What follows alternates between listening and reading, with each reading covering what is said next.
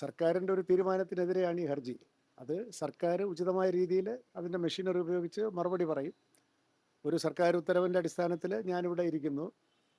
അവിടെ IMGയിൽ ഞാൻ തുടരുന്നു എന്നുള്ളത് ശരിയാണ്. രണ്ടിടത്തുനിന്ന് ശമ്പളം വാങ്ങുന്നില്ല, എന്തായാലും ഒരിടത്തുനിന്നേ വാങ്ങുന്നുള്ളൂ. ദേവസ്വം ബോർഡിൽ നിന്ന് ഞാനൊന്നും വാങ്ങുന്നില്ല ഇപ്പോൾ. അവിടെ എനിക്ക് പകരമായ ഒരാളെ ഈ ഉടനെ തന്നെ ഗവൺമെൻറ് പോസ്റ്റ് ചെയ്യുമെന്നാണ് എനിക്ക് ഇവിടെ ചാർജ് എടുക്കുമ്പോൾ എനിക്ക് തന്ന ധാരണ. അതുവരെ തൽക്കാലത്ത് അത് ഇരിക്കുന്നു എന്നുള്ളത് മാത്രമേ ഉള്ളൂ. അതിനകത്ത് നിയമവിരുദ്ധമായ എന്തെങ്കിലും ഉണ്ടായിട്ട് എനിക്ക് തോന്നുന്നില്ല. പക്ഷേ സർക്കാരാണ് അതിന് മറുപടി പറയേണ്ടത്. സർക്കാർ അത് ഉചിതമായ രീതിയിൽ പറയും. അതിനുള്ള മെഷീനറി ഗവൺമെൻറ് ഉണ്ടല്ലോ.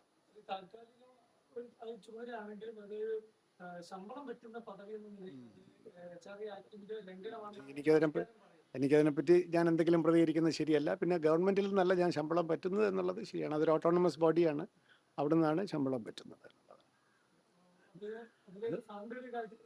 ഞാനിപ്പോൾ എൻ്റെ ഒരു കാഴ്ചപ്പാട് പറയേണ്ട കാര്യമില്ല. അത് ഗവൺമെൻറ് അത് ഉചിതമായ രീതിയിൽ മറുപടി കൊടുക്കട്ടെ. ഞാനിപ്പോൾ ഗവൺമെൻറ് പറഞ്ഞനുസരിച്ച് ഇവിടെ വന്നു എന്നുള്ളതാണ്.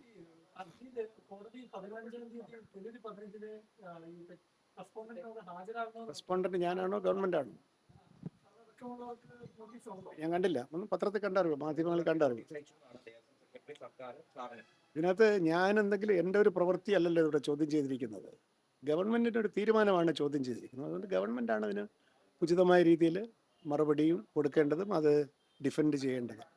പെറ്റീഷണർ എന്ന് പറയുന്നത് ഒരു ഹിന്ദു ഡിവോട്ടി എന്ന ഒരു പറയലാണ് പറയുന്നെങ്കിൽ പോലും അദ്ദേഹം ഒരു മുതിർന്ന IAS ഉദ്യോഗസ്ഥൻ കൂടിയാണ് എന്ന നിലയിൽ അത് എങ്ങനെ കാണുന്നു സാർ?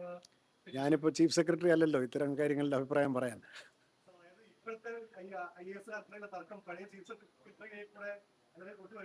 പഴയ ചീഫ് സെക്രട്ടറിക്ക് യാതൊരു കാര്യമില്ല ഇത്തരം കാര്യങ്ങൾ. പുതിയ ചീഫ് സെക്രട്ടറിക്കോ ഗവൺമെന്റിനാണ് അത് പറഞ്ഞത്. IMGയുടെ പദവി രാജിവെച്ചിട്ട് ഈ പദവി ഏറ്റെടുക്കണം, അങ്ങനൊരു ഉണ്ടോ? ഇല്ലെന്നാണ് എനിക്ക് തോന്നുന്നത്. കാരണം ക്ലാഷ് ഓഫ് ഇൻട്രസ്റ്റ് ഉള്ള രണ്ട് ജോലിയല്ല, പിന്നെ രണ്ടിടത്ത് ശമ്പളം വാങ്ങുന്നില്ല. അത് താൽക്കാലികം എന്ന് പറഞ്ഞാൽ ഇവിടെ ഇപ്പോൾ ഈ സർക്കാരിൻ്റെ നമ്മുടെ പെരുമാറ്റച്ചട്ടമൊക്കെ നിലവിലുണ്ടല്ലോ, അവിടെ ഒരാളെ പോസ്റ്റ് ചെയ്യേണ്ട ഒരു താമസം. ഞാനത് വിട്ടെറിഞ്ഞിട്ട് വരാൻ പറ്റില്ലല്ലോ നമുക്കൊരു ജോലി. അതിനൊരു ക്രമീകരണം വരണ്ടേ. ഒരാൾക്ക് ചാർജ് കൊടുക്കാൻ ഗവൺമെൻറ് പറയണം, ആ ഉത്തരവ് വരുന്ന സമയത്ത് കൊടുത്തിട്ടേക്ക് പോരും.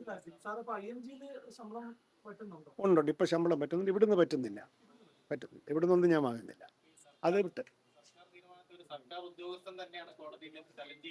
പറഞ്ഞില്ല. ഞാനിപ്പോൾ ചീഫ് സെക്രട്ടറി അല്ലല്ലോ ഇത്തരത്തിലുള്ള സർവീസ് കാര്യങ്ങളെപ്പറ്റി ഒരു ആധികാരികമായ അഭിപ്രായം പറയാം. നിങ്ങൾ ദേവസ്വത്തിൻ്റെ കാര്യങ്ങളൊക്കെ ചോദിച്ചിട്ട് നമുക്ക് പറയാം.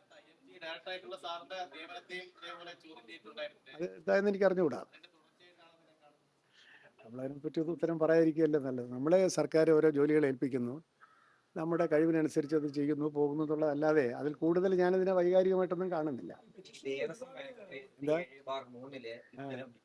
കാര്യം പറഞ്ഞിട്ടുണ്ടെന്നാണ് ഹർജി പറഞ്ഞിരിക്കുന്നത്. അതിലിനി ഇരട്ട പദവി ഭരിക്കാൻ പാടില്ല, സർക്കാർ ശമ്പളം പറ്റുന്ന ആള് ദേവസ്വം അംഗമായിരിക്കാൻ പാടില്ല എന്നാണ് അതിൽ പറയുന്നത്.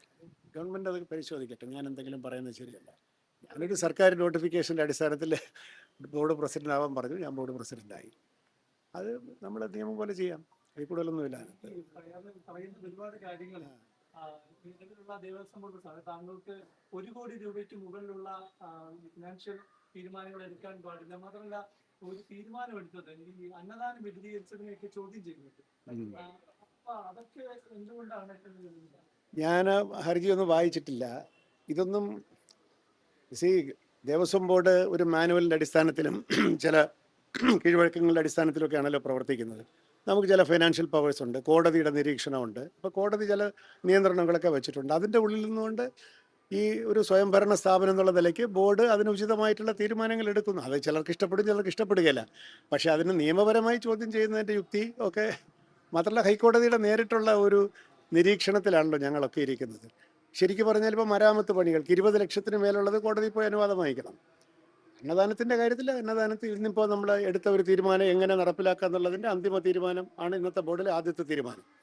അത് ബോർഡ് അതിൻ്റെ തീരുമാനം എടുക്കുന്നു. ഓരോരുത്തർ ആരെങ്കിലും കൊണ്ട് ഇപ്പോൾ കോടതിയിൽ എന്തെങ്കിലും പറഞ്ഞാൽ അതിന് മറുപടി പറയുന്നത് ശരിയല്ല.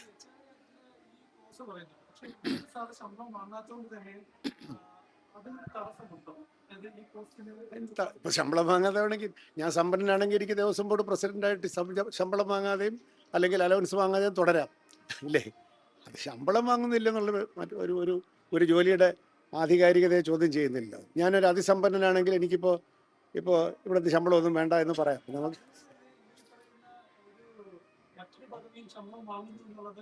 തടസ്സമല്ല തടസ്സമല്ലെന്നാണ് എനിക്ക് തോന്നുന്നത്. വരട്ടെ, ഏതായാലും നിയമപ്രശ്നമായിരിക്കില്ലേ അത്, അവിടെ വെച്ച് കാണാം നമുക്ക്. ഗവൺമെൻറ്റാണ് ഇതിന് ഉത്തരം പറയേണ്ടത്, ഞാനല്ല. ഈ തൊട്ടാൽ കൊള്ളുന്ന വിഷയത്തിൽ ആയി മാറുന്നില്ല. കാരണം അത് ചിലർക്ക് എനിക്ക് പ്രതീക്ഷിക്കാത്ത രീതിയിൽ ഇപ്പം എല്ലാത്തിനും പിന്നെ കർമ്മസാക്ഷിയായിട്ട് ശബരിമലയിൽ അയ്യപ്പൻ ഇരിക്കുകയല്ലേ. അദ്ദേഹത്തിന് ഹിതകരമായിട്ടുള്ള തീരുമാനങ്ങൾ എടുത്താൽ അവിടുന്ന് സംരക്ഷണവും ഉണ്ടാവും. ആ ധൈര്യത്തിലല്ലേ ഞാൻ ജീവിക്കുന്നത്.